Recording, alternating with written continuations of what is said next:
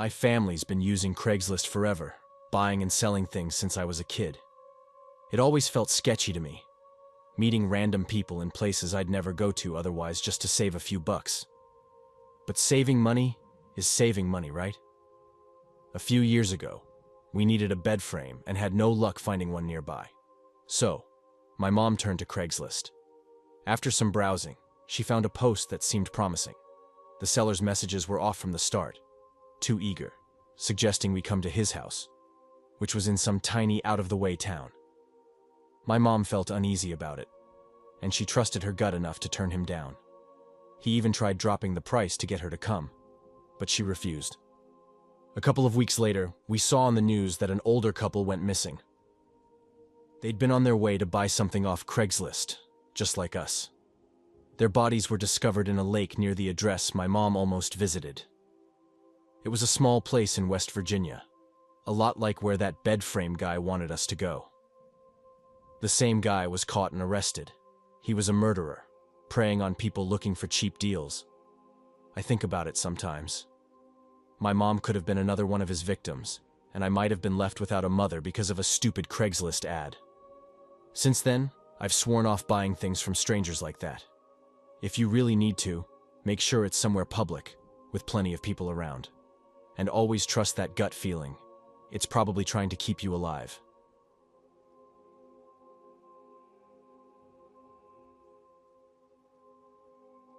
Last year, I messed up my ankle pretty badly and was stuck in the house for weeks. I live alone in a small bungalow, so when it happened, my family and friends were super helpful. But soon enough, I realized I'd have to figure out how to maintain my yard without bothering them too much. Everyone in my neighborhood really cares about their lawns. Everything's neatly cut, the hedges are sculpted, and almost every yard has flower beds. Mine isn't anything fancy, just some flowers near the porch and mostly grass that I usually mow every weekend. Since I didn't want to hire an expensive lawn service for just a couple of weeks, I decided to look on Craigslist for someone to handle it temporarily. I found this ad from a guy named Tyler. The listing said he'd just finished high school and was looking to do odd jobs before college. Yard work was specifically mentioned, so I figured he'd be perfect for what I needed. I reached out, and Tyler responded quickly. He seemed excited to get started, and we agreed he'd come by once a week to cut the grass, water the plants, pull any weeds, and pick up fallen branches. Shouldn't take him more than an hour or two each time. Tyler showed up the next week, but I was immediately thrown off. He looked way too old to have just graduated. The guy had deep lines around his eyes and a full beard that made him look at least 35. I awkwardly asked him about it, and he chuckled nervously before saying he just looked older than he really was. He admitted that he hadn't updated his ad in a while, claiming he meant to change it a couple of years back. Seemed more like a decade to me. Still, he was already there, so I figured I'd give him a shot. I gave him the rundown of what needed to be done, then went back inside to catch up on some work. I was working part-time from home back then and tried to focus, but I couldn't help sneaking a few glances out the window. Tyler moved slower than I expected, but seemed thorough. After an hour or so, he finished up and I paid him in cash. He gave me a small nod and left without much small talk. The second week was odd. The yard work hadn't changed, but Tyler stayed for nearly 3 hours. I wasn't paying him by the hour, so I couldn't figure out why he was hanging around for so long. He finally wrapped up and left after what felt like forever. The following week was his last, and it got even weirder. He seemed to be taking his time again, and I noticed him lingering around some of the windows and corners of the house. It looked like he was trying to wipe down the windows, but that wasn't part of what I asked him to do. I stayed out of sight, watching him quietly through a crack in the blinds, trying to figure out what he was up to. Eventually, he finished and came to the door for his pay.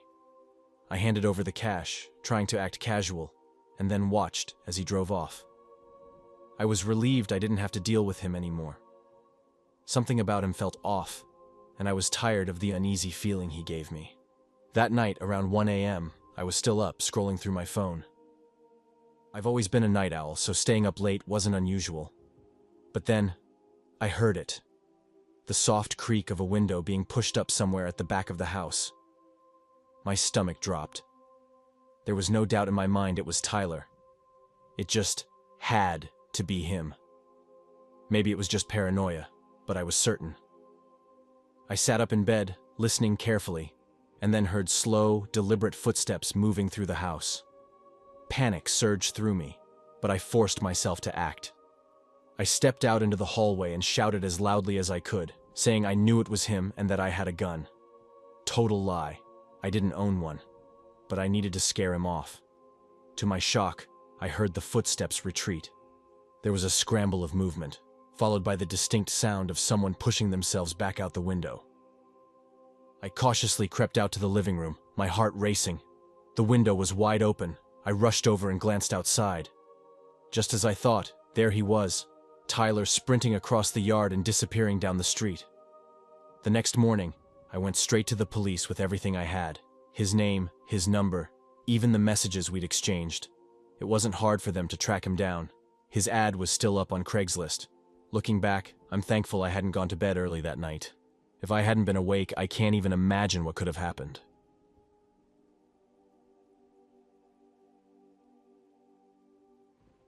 A while back, I was trying to find a place to rent, and I turned to Craigslist. I was crashing at my cousin's house and needed to get my own spot soon. They weren't being pushy, but I could tell they were itching to have their space back. I got the message, and I started checking listings on Craigslist, which is like a digital flea market for anyone who's never used it. The good thing was, I didn't have a lot of stuff to move. My entire life could fit into a truck bed. Just a bed, a dresser, a fish tank, and a couple of bags. So I was on the lookout for a tiny studio. After skimming through some bizarre listings and dodging a few scammers, I found something that seemed too good to be true. A fully furnished studio apartment in a decent part of town. The pictures looked amazing. It had everything I'd ever want, and then some. I called up the owner, and after a short conversation, we set the move-in date for the upcoming Monday, provided I could wire the deposit by Friday. It was Wednesday at the time, so I had just enough time to scrape together the cash and transfer it over. He wanted $500 up front, which was a little over half the monthly rent. The owner reassured me that this would cover the first month. Considering it was the middle of the month, that sounded fair. He even mentioned I wouldn't have to pay again until the first of the next month, which would be $750. Seemed like a solid deal to me. Monday rolled around, and I showed up with my truck loaded up. The owner was already waiting for me outside. We had a quick chat, and he showed me around. The place was better in person than I'd imagined, furnished to the brim. I even asked him why it had so much stuff, like it was someone's lived-in home. He mentioned it used to be an Airbnb, which made sense, and he was just done with the hassle of short-term renters. He wanted someone stable. Sounded perfect. I thanked him and promised I'd have the full rent on the first. I signed the lease he had printed out, and we parted ways. I was excited. But that excitement didn't last. By Wednesday, my third day in, things started going downhill fast. By Wednesday evening, I was lounging on the couch, flipping through channels, when I heard voices coming from the hallway. I didn't think much of it, probably just neighbors passing by. But then I heard a key slide into the lock. My heart jumped. The door creaked open, and a couple walked in. The next few seconds were a mess of confusion and panic. They stared at me like I was some sort of burglar. I was equally stunned, looking at them like they were breaking into my place. For a solid moment, none of us moved. Then, they demanded to know who I was, and I told them I was the new tenant. They shot back that they were the tenants. We all started talking over each other, voices getting louder and more desperate. Turns out, they were the actual tenants. They had just been on vacation for a couple of weeks. I, on the other hand, had unknowingly been renting a unit that was still theirs. After a lot of back and forth, we all laid out our documents. I showed them my flimsy lease agreement, and they pulled out their legit, much more professional-looking lease. I brought up the texts and email exchanges I had with Mario, or whoever that scammer was, along with proof of the $500 deposit I sent. But it didn't matter. They lived there. I didn't. The worst part? They had no clue who this Mario guy was. The name didn't ring any bells. I was crushed. We called the cops to file a report, and they treated the whole thing like some twisted comedy of errors. In the end, I apologized for using their stuff, eating their food, sitting on their couch, and we came to an agreement. I could leave my few belongings there for a couple of days while I moved back to my cousin's place. Mostly it was just my fish tank and dresser, since those were the hardest things to move. Luckily, they were super chill about it. I mean, they had every right to kick me out on the spot, but they didn't. No one got violent or anything. I was grateful for that. Sadly, I never managed to track down the guy who tricked me, and I lost the $500 I'd paid. I did stay in touch with the real tenants for a little while after that, and they told me they had their locks changed right away. No one ever figured out how that guy got a hold of the key to their place. So yeah, that's the story of how I ended up squatting in someone else's apartment. A couple of months later, I did find a legit place through Craigslist, and this time it worked out fine. No unexpected guests or anything. I know this whole situation isn't the kind of horror story that makes your skin crawl, but it's still eerie to think about. That guy had planned it all out, knew they'd be away, and somehow had the keys to get in. It's the kind of thing that makes you double-check your locks before going to bed, just in case. Even though everything got sorted out, it still lingers in the back of my mind as a weird, unsettling reminder that some people can slip right into your life without you even knowing it.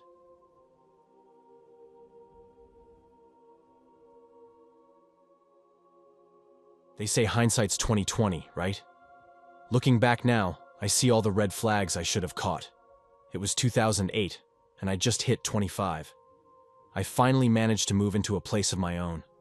Nothing big, just a small, one-bedroom rental. But I was proud. Fresh out of college with a new job at a small finance firm, I was getting my life together, or so I thought. Money was tight though, so I was living off what I made every 2 weeks. To get some extra cash, I started selling stuff I didn't need on Craigslist, mostly old gadgets and cheap paintings. It worked before, so I figured I'd try again. I posted an ad for an old phone I no longer used, and within hours, I got an email. A guy wanted to buy it and was available to meet that day. I didn't feel good about letting strangers into my place, so I suggested we meet up at a nearby diner. He agreed, and we set a time for the evening. When it was time, I grabbed the phone and charger, jumped in my car, and headed out. The diner was about 20 minutes away. As I pulled into the lot, I noticed it wasn't that crowded, which seemed normal for a weeknight. Nothing odd about that. But now that I think about it, I do remember 2 cars parked side by side, a beat-up blue Honda and a shiny black Jeep. I didn't connect any dots then. I parked close to the door, texted the buyer to let him know I'd arrived, and waited. He replied that he'd be there in 5 minutes. I put on some music and zoned out. Sure enough, a few minutes later, a guy in a hoodie steps out of that black Jeep and heads towards me. The exchange went smoothly. He handed me cash, I gave him the phone, and we both thanked each other before going our separate ways. But as I headed back home, something felt off. I made a few random turns, and that's when I noticed a blue car. One that looked just like the Honda from the diner, sticking close behind me. I still didn't connect it to the diner, thinking it was just a coincidence. The longer it followed me, though, the more uneasy I felt. I was about a block away from home when I glanced back and noticed the car turning onto another street. That made me feel better. I shook off the nerves and made it home without any issues. I stepped inside, locking the door with a shaky hand. I tossed some leftover pizza into the microwave and tried to calm down. Maybe it was all just in my head. After eating, I decided a hot shower might help me relax. The tension started to ease, and I was almost ready to crawl into bed and forget about everything. But then I remembered. I left the curtains in the living room open. I didn't like the thought of anyone being able to peek in, so I went to close them.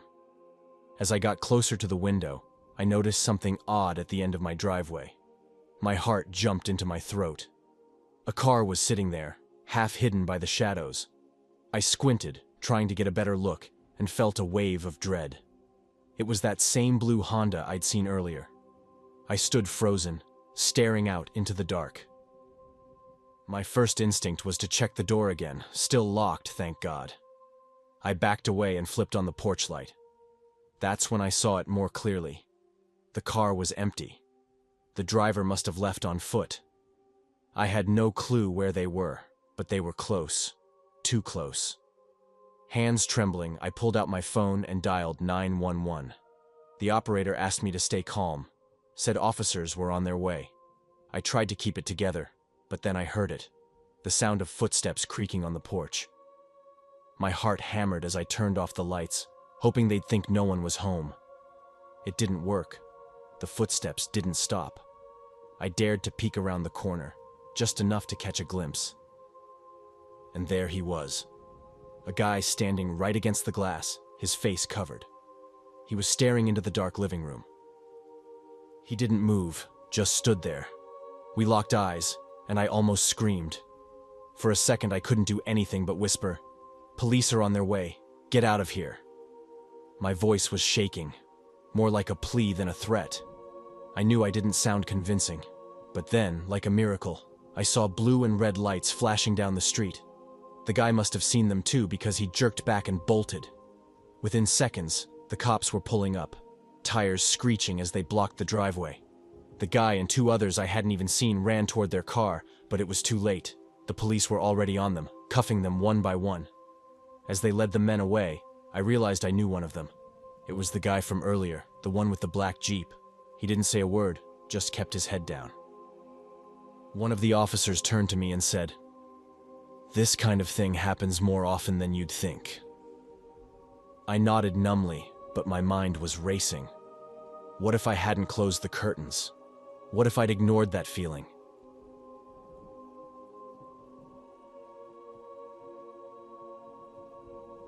I used to live in San Antonio, and about 5 years back, I ended up catching the attention of some creepy guy through a job post on Craigslist.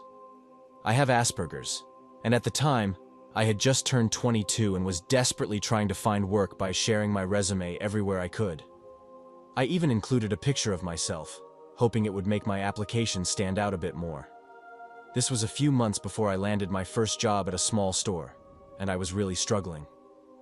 One day, I got a call from a man who sounded gentle, almost like someone pretending to be a friendly uncle. But there was this weird undertone to his voice that set me on edge.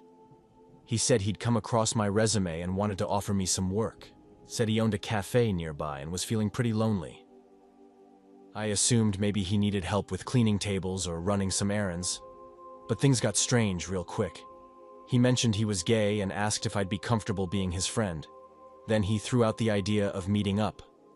When I asked him about the job he was offering, he went quiet for a second, then said, "Actually, no real work. I'd just pay you to spend time with me." He started asking if I had a girlfriend or any romantic interests, so I told him about my struggles and how I'd been turned down by every girl I ever liked. He listened a little too eagerly, saying he could help me out with that. Then he shifted to talking about how good-looking I was, and that if he were younger, he wouldn't have turned me down like those girls did. At that point, I was beyond uncomfortable, but I stayed on the call a little longer just out of sheer confusion. He went on about how he could show me how to please someone properly and said stuff I'd rather not repeat. I hung up and felt so gross. After that, he started calling me from blocked numbers, his voice getting sharper and more intense, sometimes even angry. He kept saying things like he knew what I looked like and could find me if he really wanted to. Said I wouldn't understand how good another man could make me feel unless it was forced on me. I stopped answering his calls, but about a week later, I got another unknown call around midnight. This time, I didn't even pick up, but it left me restless for days. Getting calls like that in the middle of the night from a complete stranger messed with my head. I wasn't thinking clearly, and only later did it hit me how dangerous the whole thing was. Since then, I've stayed far away from Craigslist and anywhere else I might end up getting contacted by someone like him again.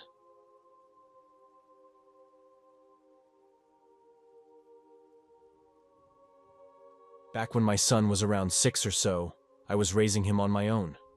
We didn't have much. I was working part-time and every paycheck barely stretched far enough. Our apartment wasn't in the nicest part of town, but I did my best to keep him safe, fed, and happy. I think I managed okay, given the circumstances. Things are much better now. He's grown up, I've remarried, and life's taken a turn for the better. Still, I can't forget how tough it got sometimes.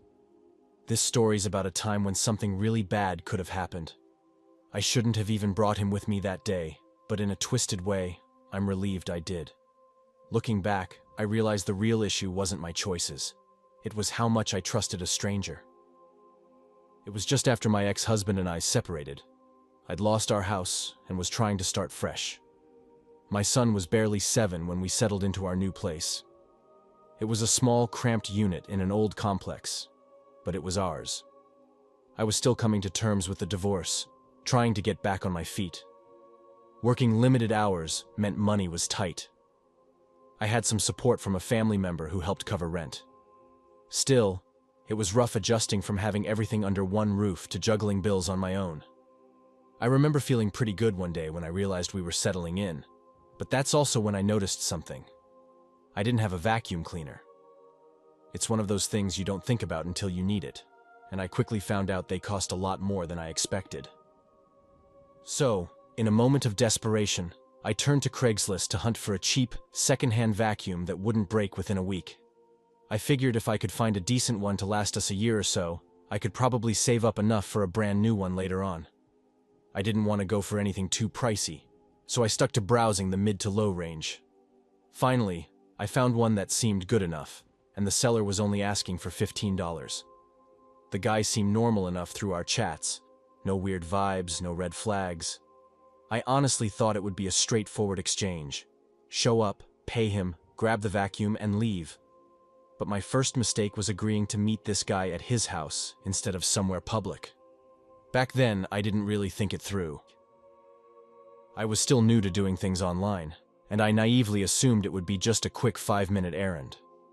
That following Saturday, I texted him that I was on my way. He confirmed and gave me directions to his place, which was in a neighborhood I didn't know well. When I finally pulled up, there he was, standing on the front porch, casually sipping a can of soda, watching me as I parked. I hesitated for a second, but then I grabbed my keys, and my son, who was about 7 at the time, hopped out of the car and stuck close to me. I thought about telling him to wait inside, but that didn't seem like a great idea in a place I'd never been before. As I approached, the man called out my name, confirming I was who he expected. I nodded, and he turned, holding the door open with one hand and gesturing for us to step inside. He assured me he'd just grabbed the vacuum from a back room.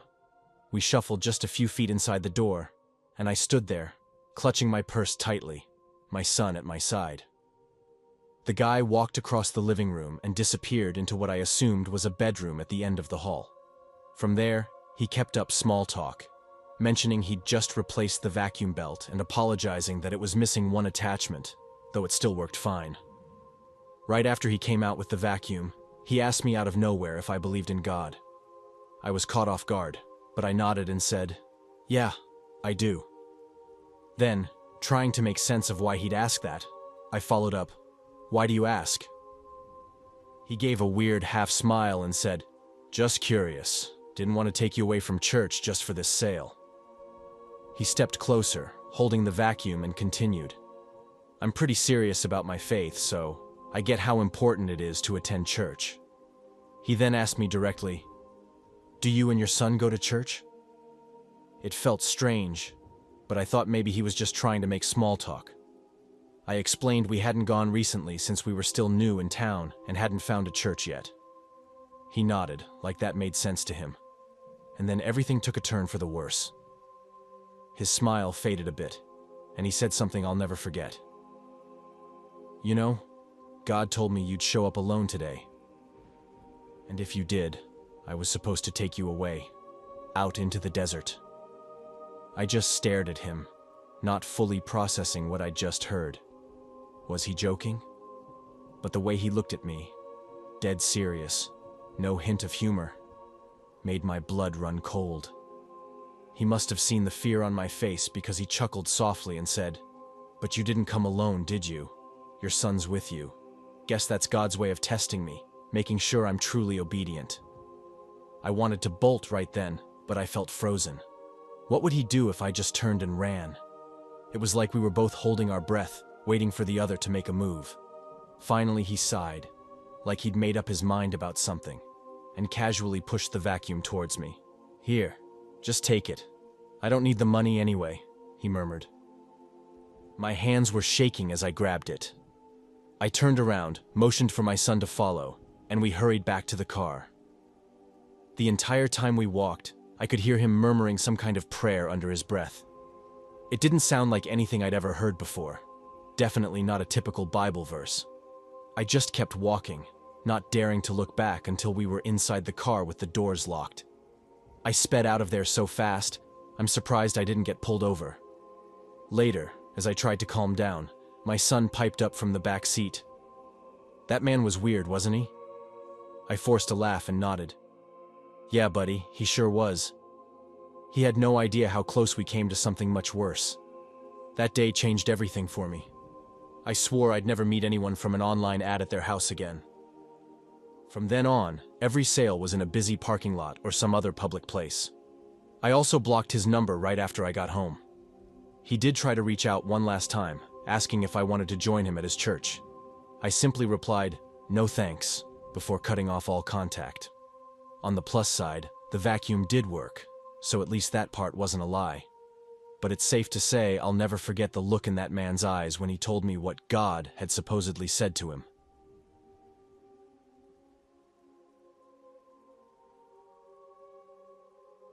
A couple of weeks back, I had to fly out to this small town I'd never heard of to check out some places to live. I'm relocating there in the fall for my master's program. My girlfriend came along for support. Before we left, I had gone through tons of apartment listings online and scheduled a few visits. Our first stop was in a more isolated neighborhood, sort of out of the way. The landlord seemed fine in his emails and asked me to call him about an hour before we arrived to confirm. I called, but he didn't pick up. We decided to head over anyway, hoping he'd show up. About 10 minutes before the scheduled time, he finally called back. "Are you still coming?" He sounded like an older guy, and there was something unsettling about how slow he spoke.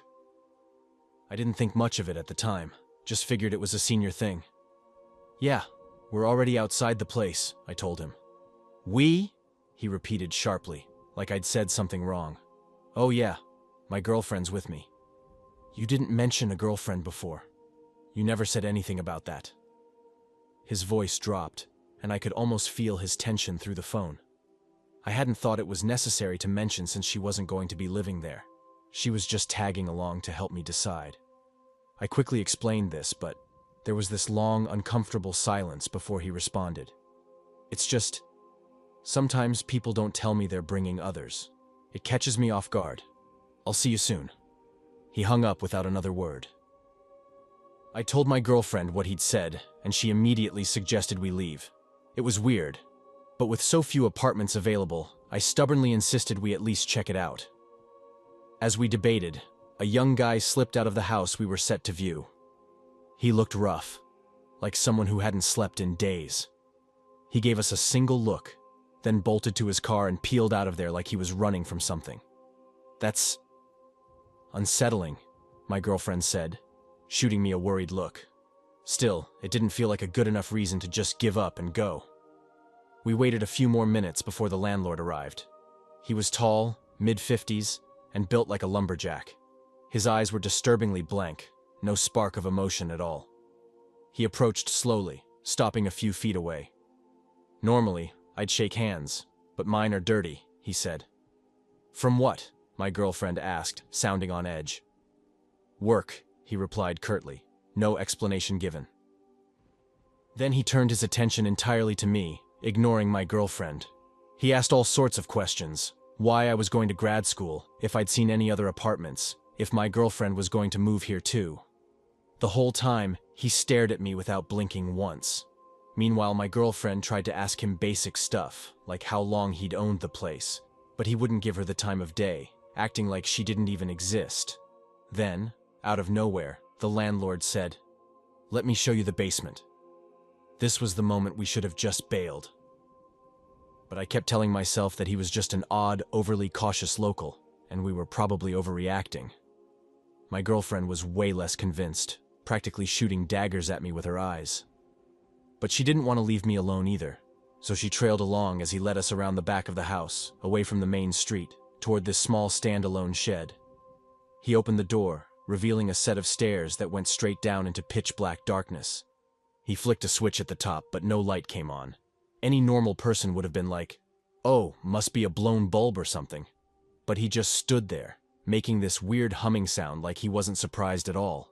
Then, without saying a word, he started descending into the darkness.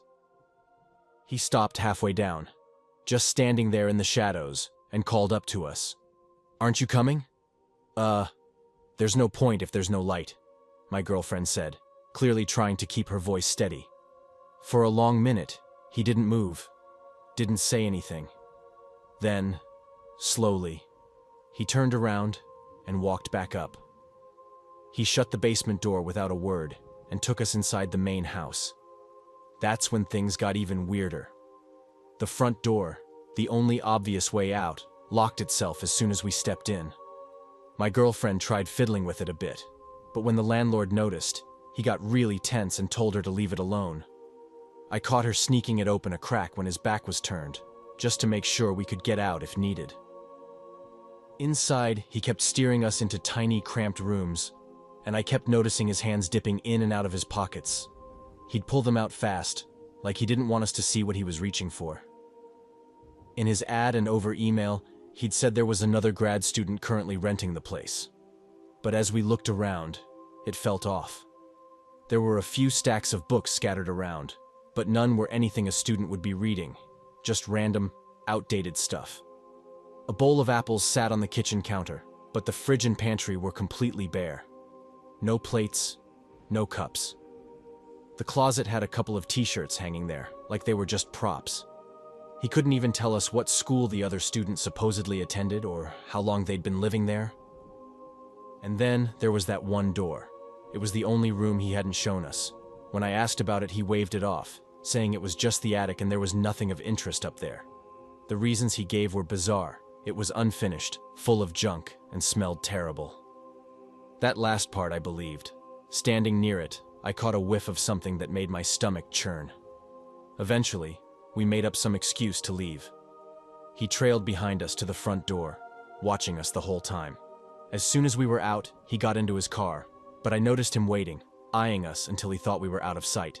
Then he quietly got back out and slipped inside the house again. That night, my girlfriend couldn't stop talking about how off everything felt, so we did some digging on the guy. We found 3 things. 1, he was supposedly a well-respected figure in the town, known by pretty much everyone. 2, there was no record of him owning or managing any rental properties. And 3, his home address was the exact house we'd just been in. Definitely one of the most unsettling experiences I've ever had.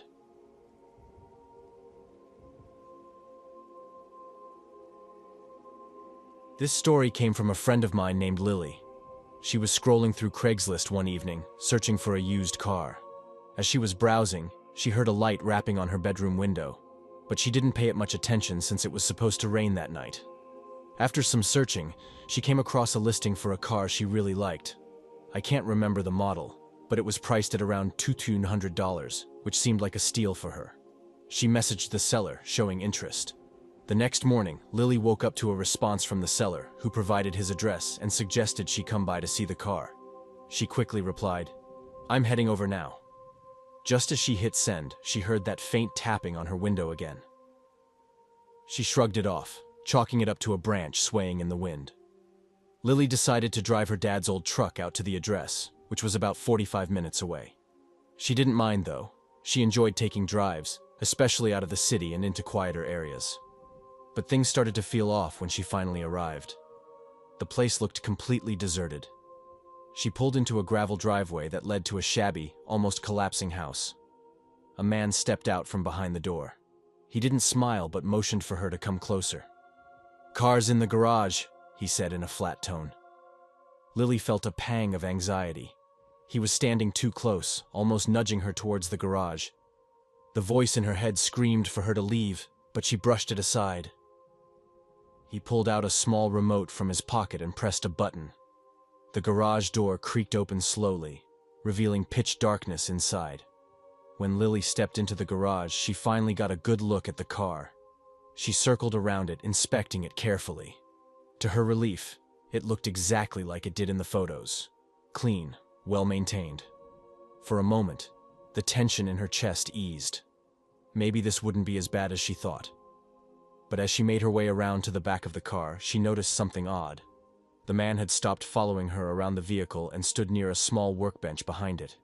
There, spread out across the surface, were dozens of photos.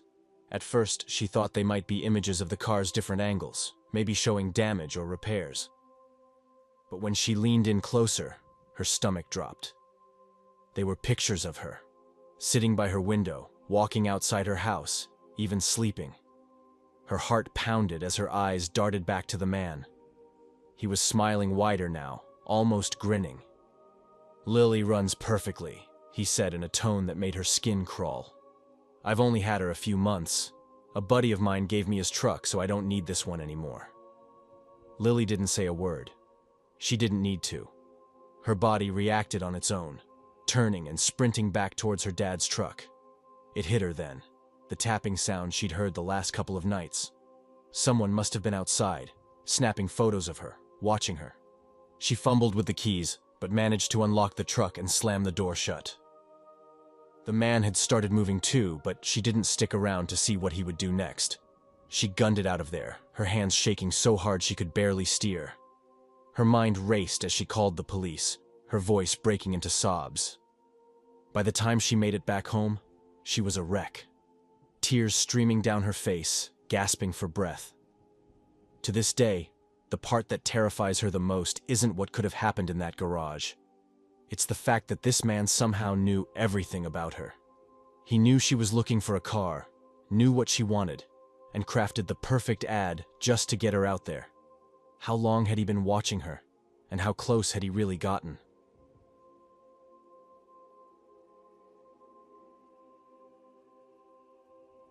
When I turned 21, I knew it was time to leave my parents' place and find somewhere on my own.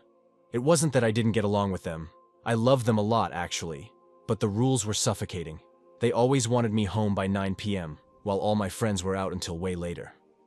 I'm not saying they were wrong. It was their house, their rules, but I felt boxed in. I needed my own space to just breathe and be me. So I decided to look for an affordable apartment, not too far, maybe 15 minutes from home, to keep them close, but still have my freedom. After about a month of searching, I found a one-bedroom place that seemed perfect. It wasn't fancy, but it was cheap, and with my part-time job, I could make rent. I signed the lease, paid the deposit, and the place was mine. On moving day, my parents helped me pack up my few belongings, mainly clothes, a desk, and a small TV, and move into the new place. It hit me hard then that I had almost nothing to fill up even a tiny apartment. My bedroom was basically empty, except for a bed and a dresser, and my living room had the TV and a lonely chair. While talking about what else I needed, my dad suggested checking Craigslist for some cheap furniture. He offered to split the cost with me if I found stuff that worked, and he'd even drive me there with his truck to pick it all up. I thought it was a great idea. Besides, having him around would make things feel a bit safer when dealing with strangers. Over the next week, I browsed a ton of listings, reaching out to several sellers. Some replies were clearly scams, automated messages that didn't even make sense. A few others wanted to sell but bailed when I told them I couldn't pick it up right away. It was frustrating, but eventually I got in touch with a few people willing to hold on to their stuff until I was ready. Then I stumbled on a listing titled, "Furniture, Clothes, Electronics. Everything must go. $250 for all." The post had a few blurry pictures, a couch, a couple of chairs, and a heap of random items stacked in a corner. It looked like a lot, considering the price. Curious, I reached out, asking if they still had it and if I could take a look sometime that week. The reply I got was weirdly quick. The seller agreed, but there was no name or personal detail, just an address and a time tomorrow at 4 p.m. I almost ignored it, but the deal was too good. I sent the address to my dad, who agreed to go with me the next day. I didn't think much of it at the time, but the place wasn't in the best part of town. The listing had so much stuff: a couch, 2 dressers, a couple of gaming consoles, a solid desktop computer, and a bunch of men's clothes that were pretty much my size. I thought I'd struck gold. Sure, the post looked a bit shady, but if it was legit, I'd be able to deck out my new place and have some gadgets to mess around with, all for $250. I dialed the number in the post, and a woman answered. I mentioned the listing and asked why she was selling everything so cheap, since it seemed way too good to be true. She said her boyfriend had left her about 2 weeks ago and hadn't been back since. All the stuff she wanted to get rid of was his, and she just needed it gone. She even sent me a few pictures of herself in front of the items as we talked, probably to convince me that it wasn't a scam. I offered to pay the full $250 if she could hold it for me until the weekend, since it was already Thursday, and I needed some time to get everything set up. She agreed, saying I was the first person to show serious interest, and promised to mark everything as sold. I couldn't believe my luck. I called my dad, telling him I'd found a crazy deal. He sounded skeptical at first, but I explained that I'd talked to the woman, seen proof, and that all this stuff was from a breakup. After a bit of back and forth, he agreed to come with me on Saturday morning to pick everything up. Saturday rolled around, and I texted her to let her know we were on our way. Her reply was a simple, "Okay." It was short, but at least she acknowledged it. As we drove to the house, I was feeling even more confident. The neighborhood was really nice, which made me feel less worried about the deal. I mean, who just throws away stuff like this in such a well-off area? We pulled up to a 2-story house with a perfectly maintained lawn and freshly painted shutters. It didn't look like the kind of place where people were desperate to get rid of stuff. I rang the doorbell, expecting a quick answer. Nothing. I waited a minute, tried again, still no response. I started to feel that nagging doubt creeping in, so I pulled up our text messages to double-check the address. Yep, we were at the right place. Feeling a bit anxious, I decided to call her. It rang a few times before going straight to voicemail.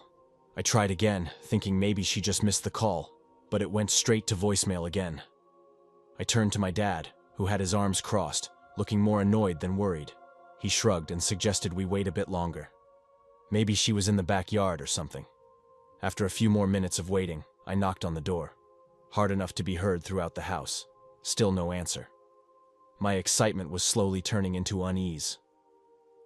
As soon as I dialed her number, I could hear a faint ringtone coming from just inside the house, almost like the phone was lying right by the door. That's when I caught sight of something strange through the window. My dad shot me a look, scolding me for being nosy, but I couldn't shake the feeling that something was seriously off. I mean, this house was pristine, no signs of anything out of the ordinary, and she seemed genuinely eager to get rid of the stuff. But as I stared through the glass, it hit me.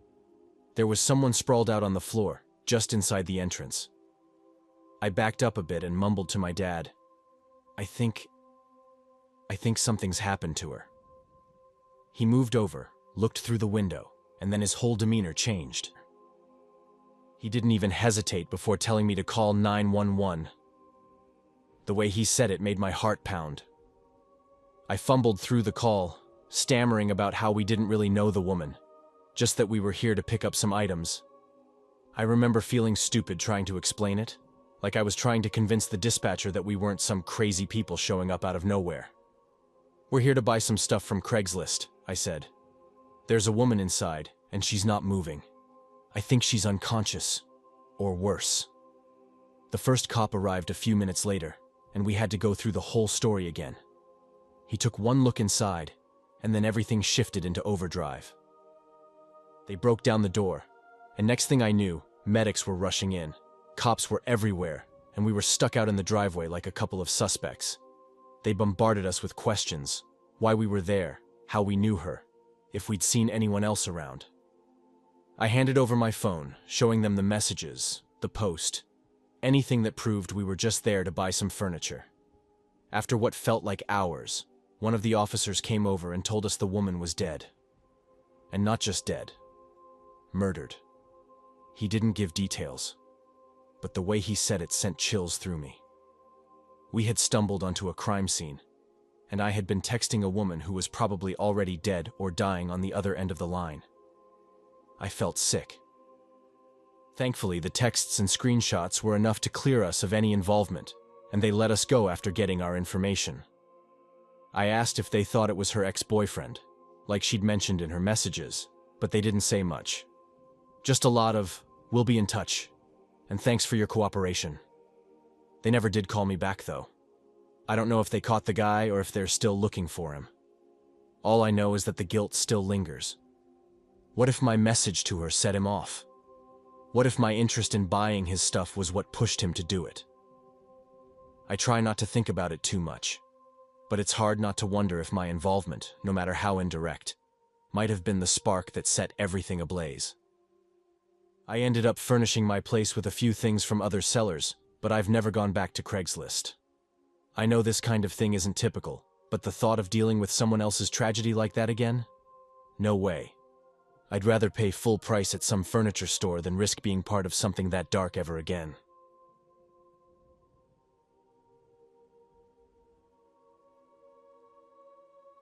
There's some truly strange people in the world, and they seem to gather on Craigslist.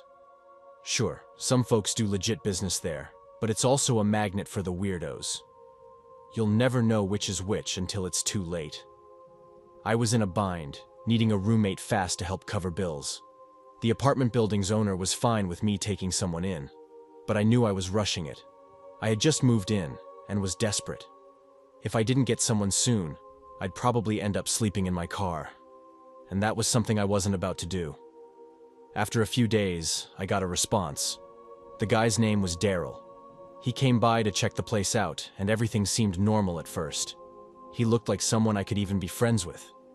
Maybe we'd do some late-night gaming sessions or grab some beers. He liked the same stuff I did, so I didn't see why not. I explained the deal, told him we'd split everything 50-50. He handed over the cash right then, which felt like a good sign. The first few weeks were fine. We hung out, played some games late into the night. But as he got more comfortable, things started getting off. There were tiny red flags I didn't pick up on right away. Little stuff, like disappearing for hours at odd times or talking to himself. But it wasn't until he brought a girl home one night that I realized something was really wrong. I'm not a prude or anything. Having someone over isn't an issue. It's just that they were loud. I'll spare you the details, but I didn't get any sleep that night. The next morning, I told him I could hear everything. He shrugged, saying he couldn't help it. Said it was just how he was. I asked him to keep it down when I was around. He nodded like he understood, but I never saw that girl again. After that, new girls started showing up every few days. I wasn't sure where he was finding them, but it didn't feel right. I told Daryl straight up, if this girl was going to be living here too, she'd need to pitch in for rent, or he'd have to cover her share. He nodded like he got it, but nothing ever changed. One morning, I woke up to their shouting. It wasn't your normal argument. It sounded vicious, like they were both at their breaking point. I peeked around the corner, and they were just screaming at each other, their words all jumbled up. I couldn't make sense of it, so I went back to my room and put on my headphones, hoping it would just stop. I left my last place because of this kind of chaos, and here I was, dealing with it all over again. I really hoped this would be a one-time thing. But a few days later, they started up again. This time, Daryl and I were watching some random YouTube videos when she burst in, picking a fight. He jumped right into it, shouting back. I didn't want to get dragged into their mess, so I grabbed my keys and left. By the time I got back a few hours later, they were still at it, just hurling insults at each other. It didn't get better. The arguments became a daily thing. I'd end up staying in my room, pressing my pillow against my ears, but I could still hear them. They were loud enough that I couldn't drown it out anymore, no matter how high I cranked the volume on my music. It felt like I was living in a nightmare. The stress was getting to me, and I couldn't deal with it much longer.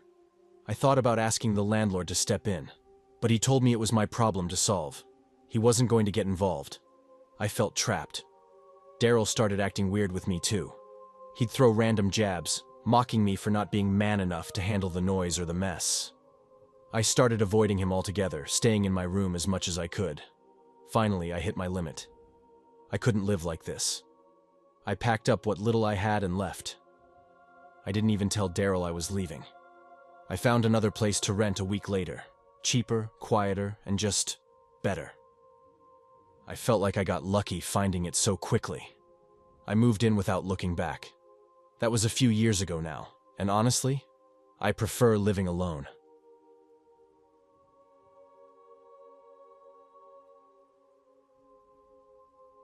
This was the one and only time I messed with buying stuff off Craigslist. It happened around 7 years ago. It was early summer, right after the rain stopped and everything turned green again. I remember heading out to my shed to grab my lawnmower. I had this really old push mower that hadn't been touched in a while. When I tried to get it going, it wouldn't even make a sound. I messed around with it for a bit, but I'm no mechanic. After some frustrating Googling, I realized it was probably done for. The thing was ancient anyway, and I'd had trouble with it before.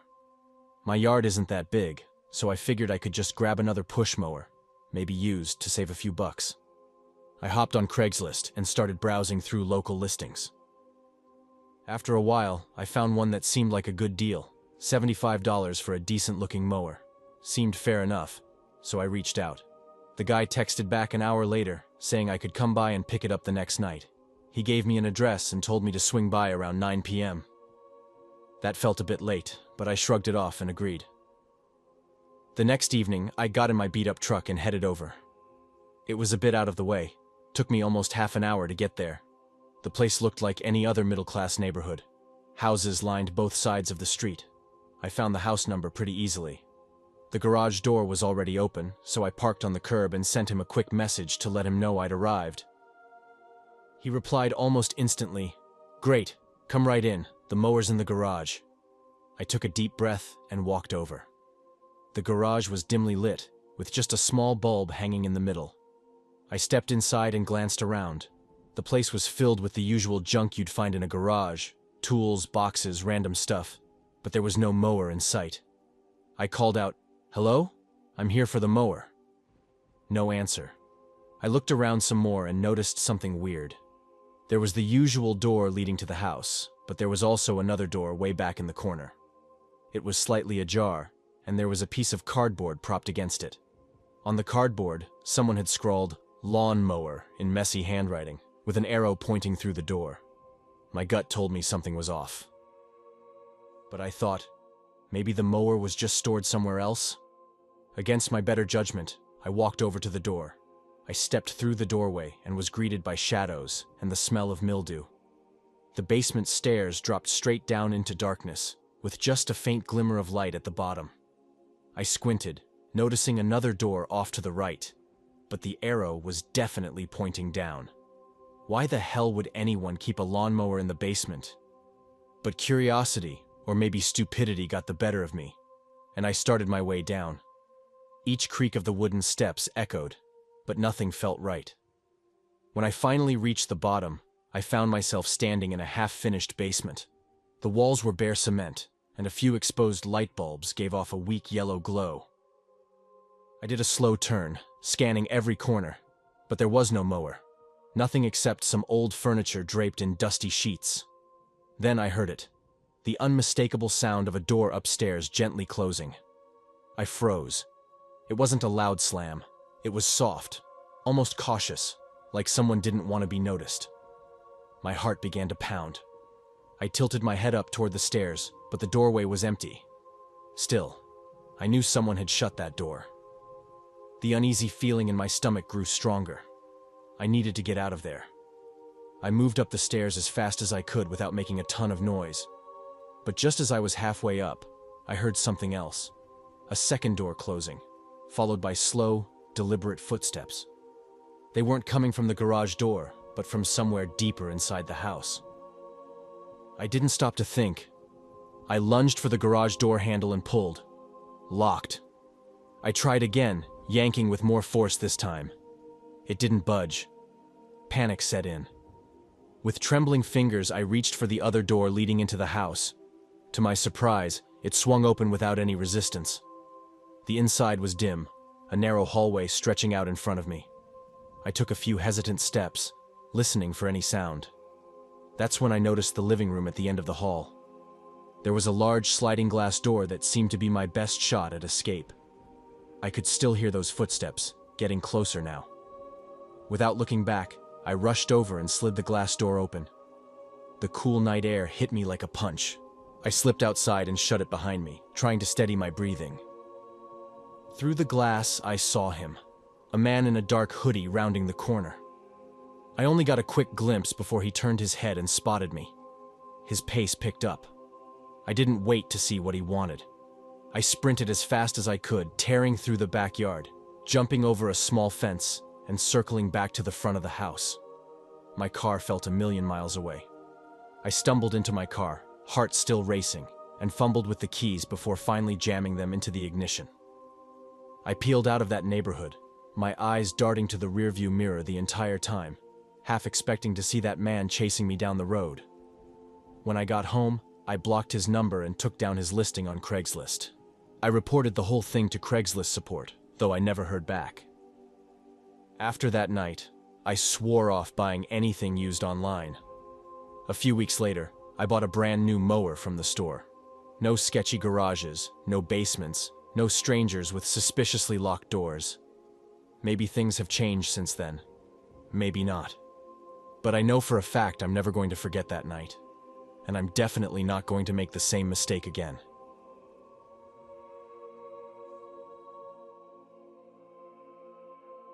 When I opened my eyes, the light outside told me it was already morning, probably around 11 a.m. I realized I'd been knocked out for nearly 16 hours. I'm amazed I didn't slip into a coma. I saw a face through the truck's window, and my heart almost stopped. I thought it was him again, coming back to make sure I didn't talk.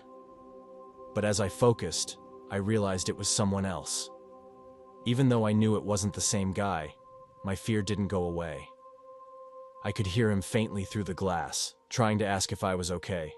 But my throat was so dry, I couldn't even respond. My head was spinning, and everything felt out of place. Then, I noticed flashing lights in the distance. Before I knew it, paramedics were pulling me out of the truck. Turns out, the guy who found me was the same one who'd called the day before. I'd told him my address on the phone because I mistakenly thought he was serious about buying the tractor and had cash on hand. He came by the next day just to take a look, and that's when he saw me slumped in the front seat, barely conscious.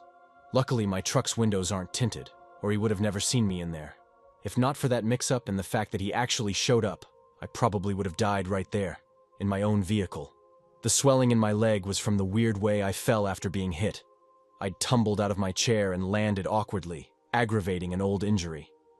I'm healing now, using a cane as usual, and I finally managed to sell my tractor and get a new one.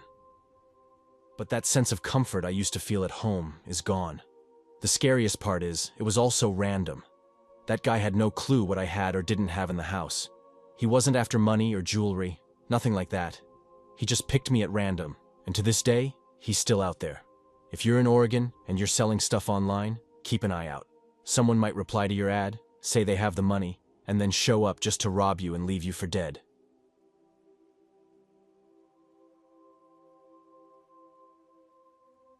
Back when I first moved out, I landed a small apartment while working as a cashier at a local store. The pay wasn't great, so I hunted for cheap secondhand items to fill up the place. This meant lots of trips to thrift shops and late-night scrolling on classified ads. I scored a nearly new couch, a set of dishes, and some mismatched blinds. I even got a few old pots and pans. The only thing I still needed was a decent TV. My parents let me take an ancient tube TV they had in their basement, but the screen was all burnt in. It wasn't bad for watching occasionally, but I wanted something that didn't look like it had been used as target practice. So, I went back to Craigslist to see if I could snag a cheap flat screen. Most of the options were overpriced or miles away, but then I found one that looked promising. A 34-inch Samsung, only $50. There were some pictures, and it seemed fine, so I messaged the seller. They explained they were moving to another state and needed to clear out stuff fast. Sounded legit enough, so I set up a time to grab it. I had planned to go the next day after work since I needed to hit up the ATM, but the seller insisted I pick it up that evening. Said they'd be too busy packing up tomorrow. A bit pushy, but whatever. I swung by the bank and pulled out cash, which meant I only had $60 in hand. No big deal though, since it was still a steal for that size of TV. The address they sent me was in a town about 45 minutes away. I wasn't familiar with it at all, so I set up the GPS and started driving. As I got closer, the roads became narrower, lined with dense trees. When I finally pulled up, I realized I'd driven past it twice without noticing. The third time around, I paid closer attention to the house numbers until I found it. No wonder I missed it. The place looked completely deserted. It was sandwiched between a bright yellow house with a well-kept lawn and a smaller run-down building. One window had plywood nailed across it, and the front door was either missing or hanging off its frame. I couldn't tell from where I was sitting. The driveway was empty, and there were no cars parked on the street either. It felt sketchy, but I tried to reason it out. They did say they were moving, right? Maybe this was some property they were trying to clean up and dump before they left town. Or maybe it was a condemned building, and they were squatting in it until they got kicked out. My brain was working overtime trying to make this situation seem less weird, but then I saw movement by the door. A woman stepped out. She looked rough, matted hair tied in a loose bun, wearing a faded, oversized hoodie. She glanced back into the house, then turned and pointed directly at my car. That's when a guy came into view. This dude was massive, at least a foot taller than me and built like a linebacker. He had on a similar beat-up hoodie, but he kept his hood pulled down low, so I couldn't see much of his face. He just stood there for a second, watching me, then started walking down the steps. I couldn't shake this uneasy feeling building up in my chest as he kept getting closer. Then he started picking up his pace, heading straight for me. That's when something clicked in my head, screaming at me to get out of there. I didn't even think. I just slammed the car into drive and sped off. My tires screeched against the pavement, and I didn't stop to look back until I was at the end of the street. Even then, I could see the guy running after my car. I kept my eyes glued to the rearview mirror the entire way home, making sure no one was behind me. When I got back to my apartment, I couldn't shake that weird feeling, so I pulled up the listing again on my computer. This time, I zoomed in on the images. Right away, something jumped out at me. The ad said the TV was a Samsung, but in the photo, the brand logo had a V on it. So, it wasn't even the same brand they claimed it was. Then I noticed something else. The window next to the TV showed a snow-covered street with houses in the background. But it was May, and there hadn't been snow around for months. Plus, there were no houses across the street from where I'd gone. That spot was surrounded by an apartment building and some small shops, and the house I went to didn't even have a porch like the one in the picture. I realized I'd been too focused on the TV to pay attention to the other details. I had no idea if those pictures were taken at another place, or if they'd just grabbed them from the internet to make the listing look legit. Either way, I felt stupid for nearly falling into what was probably a trap. I flagged the ad as suspicious and tried to forget about it. A week or so later, I found a decent TV at a nearby thrift store and managed to move past the whole thing. It stayed buried in the back of my mind until one night when I saw something on the news that made my blood run cold. The segment was about staying safe when meeting up with people you don't know for online purchases. Then, they brought up a case where a couple had been attacked after responding to a Craigslist ad. They went to buy something and ended up getting held at gunpoint and robbed. To make matters worse, one of the robbers took off with their car, and their baby was still in the back seat. The incident happened in the exact same town I'd gone to for the TV. Hearing that made my stomach drop. I kept thinking about how that could have easily been me. What if I'd gotten out of the car, all eager to check out the TV? I could have been mugged, or worse. The couple got lucky that the thieves abandoned the car once they realized a baby was inside. Thankfully, no one was hurt, but it scared the hell out of me. I can't believe they even brought their kid along, let alone left them alone in the car. After that, I swore off shady online deals. These days, I only buy stuff through local groups, and even then, I make sure to bring a friend along. It's just not worth the risk.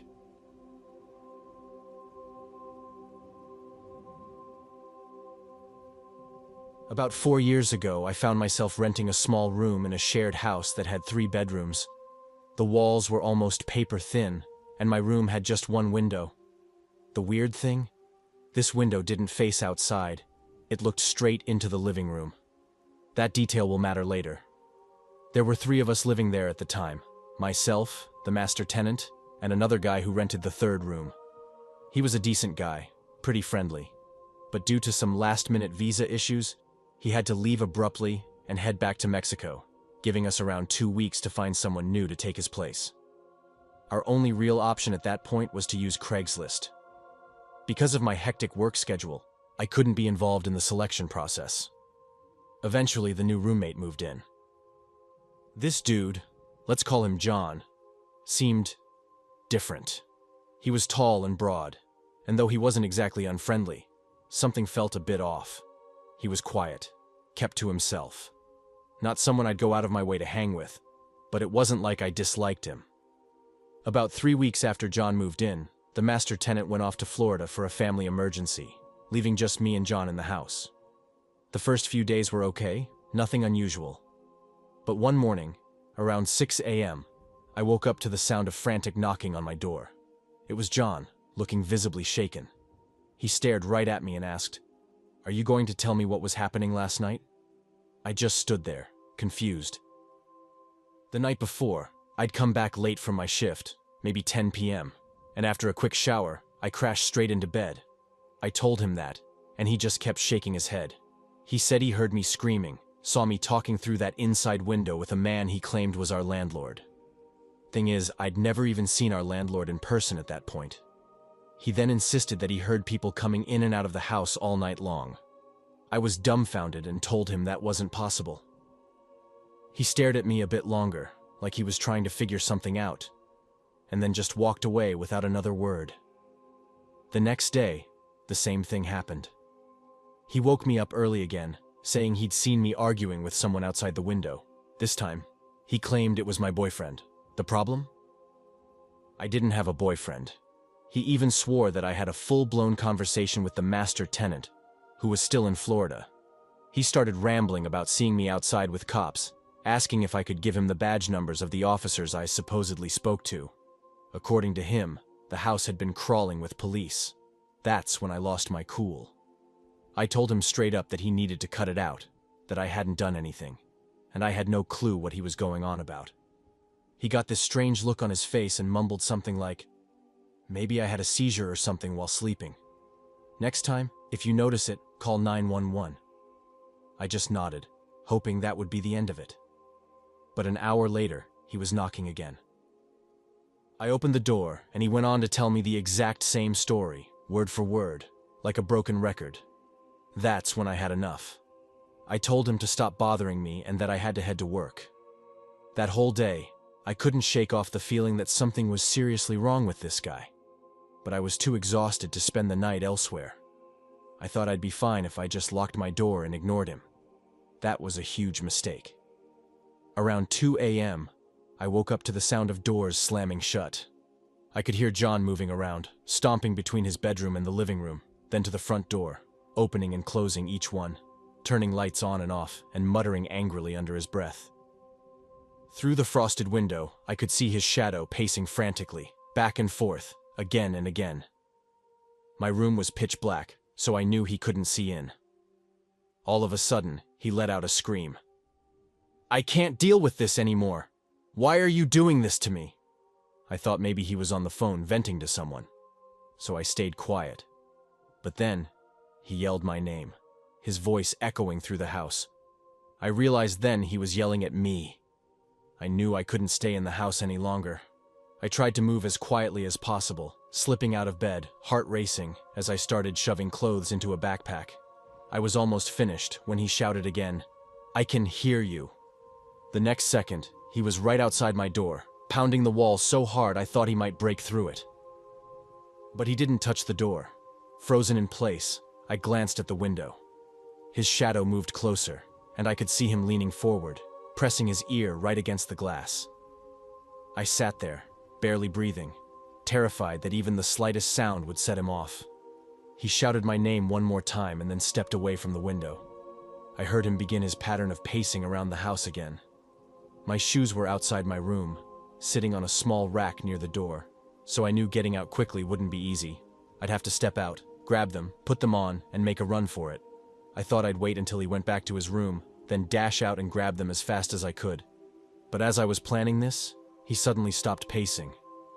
"Do you want to fight about this?" he shouted. "Come out right now and we'll settle this. I swear, I'm not playing around." I froze.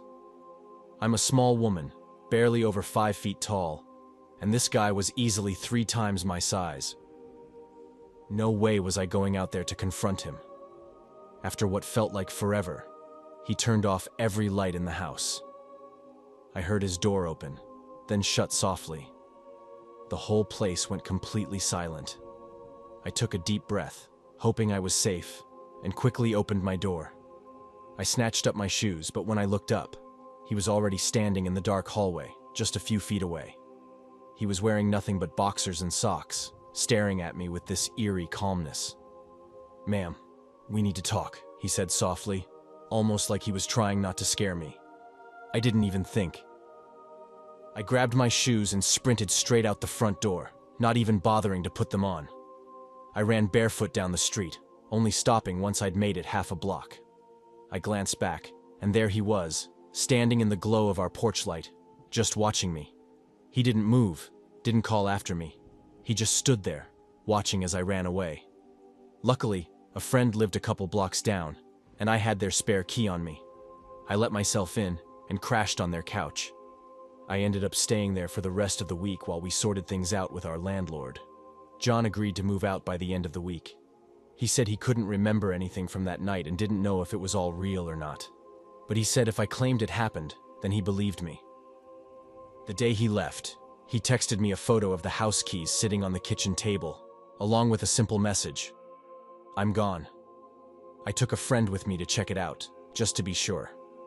When we got there, we found out that not only did he leave a bunch of his food and stuff behind, but he'd also ripped all the fire alarms out of the ceilings. He even unscrewed the deadbolt from the front door and laid it out neatly on the hallway table. What really freaked me out was my bedroom door. It could only be locked with a key from the outside, and it was locked when we got there. That meant he'd still had a key to my room. We called a locksmith right away to change every lock in the house. Even after the locks were changed, I couldn't bring myself to stay there alone. Every night I'd barricade my door with chairs and other heavy furniture just to feel a little safer. To this day, I still wonder what could have happened if I hadn't gotten out when I did. It's clear he had some serious mental health issues, and I do worry about his safety sometimes. But I also think about how lucky I was to get out unharmed.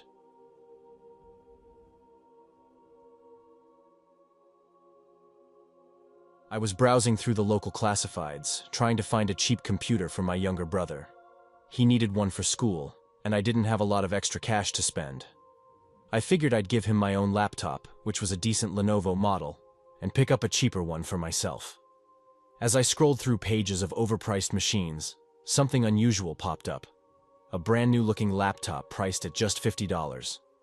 Immediately, I reached for my phone to dial the number, but a bunch of warning bells went off in my head. Why was it so cheap? The post said it was a Lenovo, but the picture clearly showed a Dell. And why did the ad suggest meeting up late at night? The address given seemed to be on the outskirts of a small town, almost in the middle of nowhere. Ignoring these red flags, I called the number anyway. I didn't want to miss out on what seemed like a steal. A guy answered, his voice sounding like he had been dragging on cigarettes since birth, raspy and unsettling. He introduced himself as Mike. I told him I wanted to meet somewhere public, like a diner, no later than 7:30 p.m. He hesitated, suggesting an empty parking lot in an area I didn't recognize, but eventually agreed to my terms. Thursday came, and I pulled up to the diner around 7:25 p.m. I looked around, half expecting to see no one. But there he was, Mike, standing outside. He seemed to be in his mid-50s, maybe older. As I rolled down my window, the stink of stale beer, sweat, and something else I couldn't quite place hit me like a wall. I stepped out, noticing right away that he wasn't carrying anything. Something inside me screamed to get back in the car and leave. As soon as I realized what was happening, I yanked myself back into the driver's seat, my heart pounding like crazy. Mike must have picked up on my panic because he made a sudden move, diving for the open door. Thankfully, I managed to slam it shut just in time. But then, my stomach dropped. I'd left the window wide open. Before I could react, his hands were already reaching through, fingers clawing at the air, almost brushing against my shirt. I threw the car in reverse, tires screeching against the pavement. Mike stumbled back, losing his balance, and I hit the gas, speeding away, heart racing. But unfortunately, that was just the beginning. Over the next few weeks, I couldn't shake the feeling that something was off. I kept waking up at odd hours, convinced I saw a dark shape drifting past my bedroom window. The lack of sleep was killing me, and my grades were taking a nosedive. I finally called up my buddy, Rob, and asked if he'd crash at my place for a few nights. He brought his German Shepherd, a big, intimidating dog that would hopefully keep me from losing my mind. It was around midnight when the dog started growling, low and menacing, at the front door. Rob and I jolted awake, the dog snarling, filling the room with tension. I grabbed a flashlight and headed toward the door, nearly tripping over the dog. I held my breath and turned the knob slowly, and when I peered through the peephole, I felt like I was going to throw up. There, standing just a few feet away, was Mike. Rob didn't hesitate. He flung the door open, and the dog lunged forward, snapping and barking like crazy. Mike staggered back, hands up, and I fumbled for my phone, dialing 911. The cops arrived fast and dragged him away in cuffs. I told them everything: the Craigslist ad, the meetup, his name, and even his scratchy voice. They said they'd let me know if anything else came up. For a while, things quieted down. But months later, on a random Tuesday morning in September of 2017, I got a call from the precinct. The officer on the line told me they'd done some digging and discovered that Mike had been stalking me ever since that night in the parking lot. It didn't make any sense. How had he followed me home when I'd left him lying on the ground? Then they told me the most disturbing part. While lurking outside my house, he'd taken photos of me. Dozens of them. All snapped through my window, capturing me asleep, unaware. The flash must have been what woke me up those nights, and the shadow I saw, that was him slipping away. It's been nearly 2 years since that call, and I still haven't gone near Craigslist or anything like it. I couldn't even bring myself to give my brother my old laptop. Instead, I worked overtime to save up and buy him a brand new one. I just can't shake the fear that someone else could be out there, lurking in the dark, waiting for me to slip up. Please, if you're reading this, be careful out there. We have no idea who's really behind those too-good-to-be-true deals. Stay safe and trust your instincts. It might just save your life.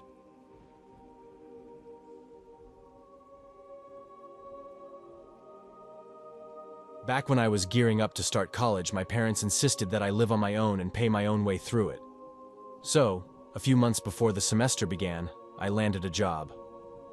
I wasn't earning much, just enough to scrape by, but I guess that was their intention. They wanted me to figure it out myself.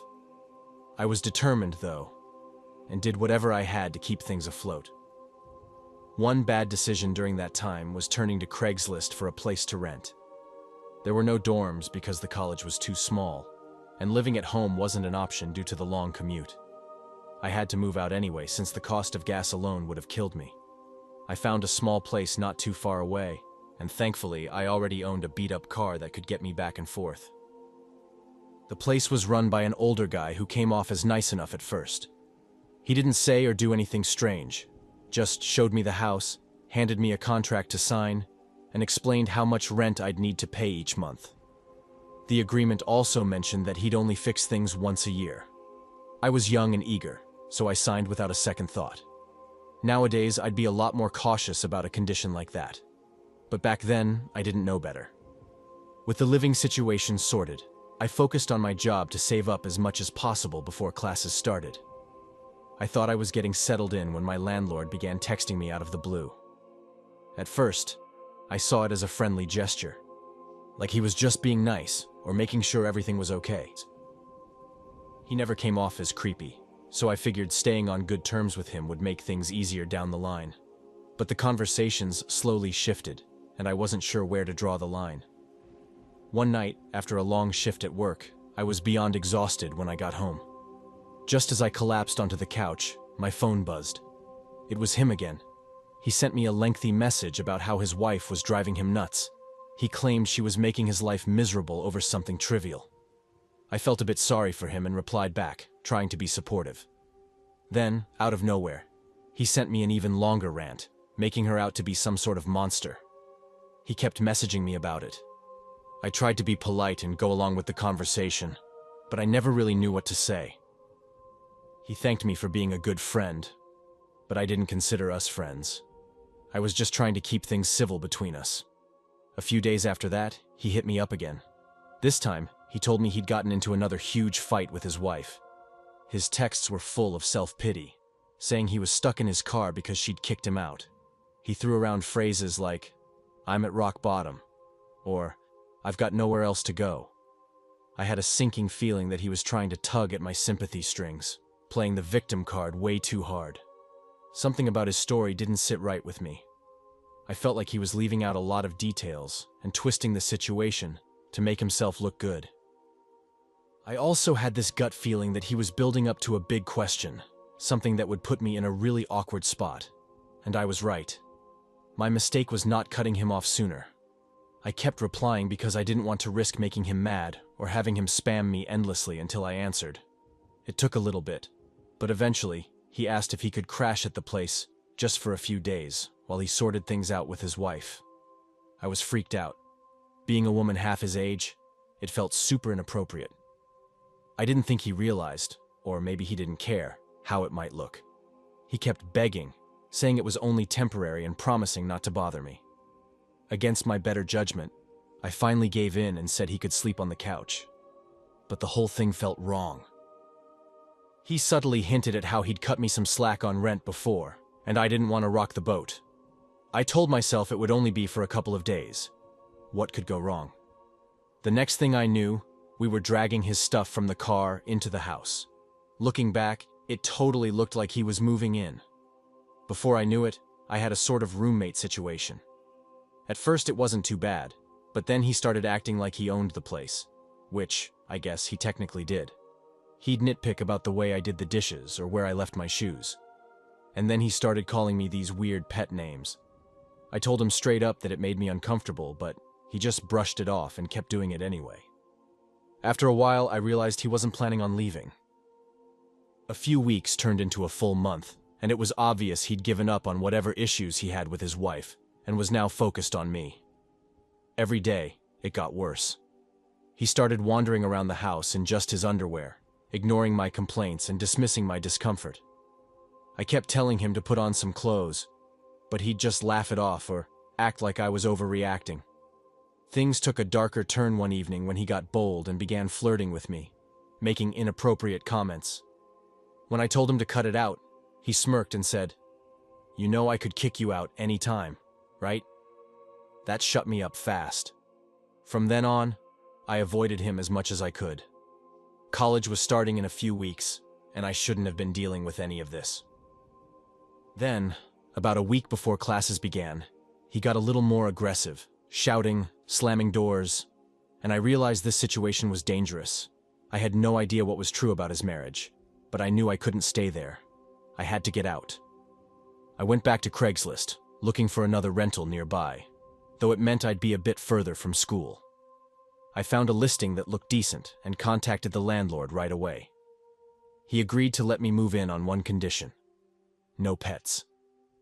I didn't have any pets, so I jumped on it. I packed up quickly and started moving out the next day. When my landlord saw me carrying my stuff to my car, he acted all sad, asking if I wasn't his friend anymore. I didn't want to cause a scene or set him off, so I mumbled something about needing a cheaper place, hoping he'd buy it. No way was I going to admit that I thought he was a total creep, and I was running away from him. If I had, I was sure he'd have lost it, maybe even hurt me. He texted me non-stop after that, begging to know where I'd gone. I'd told him I'd keep in touch, but of course, I blocked his number and ghosted him completely. I lived with this gnawing fear for months, always on edge, convinced I'd bump into him around town. I kept a low profile, barely went out, but slowly, over time, I started to forget about him, and life went on. My new place turned out fine. The landlord was distant, barely responded to requests, but at least he didn't try to be my friend. So, if you ever have a landlord who tries to cross that line into friendship, remember my story and don't let them. Say what I couldn't and make it clear that boundaries matter no matter what. And definitely never, ever let them sleep on your couch.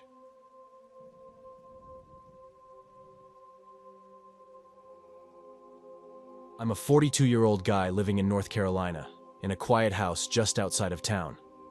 My wife passed away 5 years ago from a battle with breast cancer. Since then, I've been on my own, staying out in our old country home, about 5 miles from the nearest store. The place is pretty isolated, but it's not too far if you need something. I get by on a small monthly compensation check after a back injury left me needing a cane to get around. So, I spend my days looking after a small vegetable patch I've grown on our land. It's not just for show either. I've got rows of beans, corn, and pumpkins, everything you'd need to live off the land. If you came by, you'd most likely see me tending the garden or riding around on my tractor. That's where my troubles started. You see, my old tractor wasn't cutting it anymore. The thing's been in the family for over a decade, but the engine's getting tired. So I figured I'd put it up for sale online and use that money to buy a newer one. I thought it was a solid plan. The only thing I needed was someone willing to buy it. I'd used Craigslist before, but never for something this big. Last time, I'd sold a busted-up old motorcycle my brother left me, but that was years ago when I still had the energy to mess around with fixing it up. This time, I wrote up a quick ad that read, "Old John Deere tractor for sale, $1,300, or best offer." Within hours, I was flooded with messages. Most were junk, people offering half the price or asking for installment payments. But there was one guy who seemed serious. The caller sounded young, maybe in his 20s, and said he was getting into farming on some land he'd just bought. He claimed he had the cash on hand and wanted to see it that evening.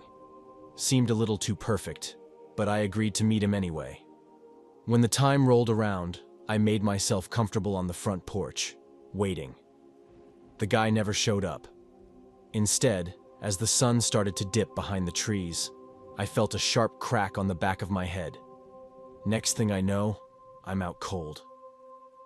When I came to, it was dark, and I was lying on the porch, blood running down my face. My front door was wide open, and the place looked ransacked. I could hear someone inside, yanking out drawers and breaking things. My heart was pounding, but I couldn't get up fast enough to stop him. A man appeared in the doorway. He was younger than I expected, early 20s probably, and he was holding my wife's old music box, a sneer plastered on his face as he pocketed her locket. He glanced at me, then smiled, the kind of grin that tells you this is fun for him. He turned to leave, like he didn't have a care in the world. Pain shot through my leg as I tried to get up, but I couldn't even make it to my feet before he was gone, disappearing into the darkness outside. The pain in my leg was unbearable. It felt like someone had jabbed a knife into my shin and twisted it. "Stay down, old man," he sneered. "Don't make me knock you out again." I couldn't do much but watch as he disappeared into the trees behind the house, taking with him the few things I had left of my wife. My stomach churned, and I cursed myself for being so helpless. I lay there, sprawled on the wooden porch for what felt like forever, maybe half an hour, before I managed to roll onto my side. My vision blurred, but I forced myself to look down. My leg was ballooned up, swollen and angry looking, the skin tight and shiny. Every time I brushed against it, the pain shot through me like electricity. I had to do something. I couldn't just lay here and bleed out. I reached for my pocket, only to find it empty. No phone. He must have taken it when he knocked me out, probably just to make sure I couldn't call anyone. If I didn't get help, I'd be dead by morning. But that's exactly what he wanted, wasn't it? To leave me to suffer until I bled out or got eaten alive by whatever wandered close. The thought of it sent a chill down my spine. I didn't have a landline either. Hadn't had one in years. I didn't see the point, living so far from everyone. It had been ages since I'd seen a neighbor. Hell, I barely went into town more than once a month.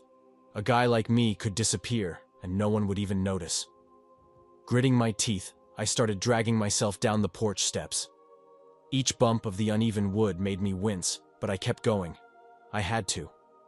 My truck wasn't far, parked just past the garden shed, about 20 yards or so.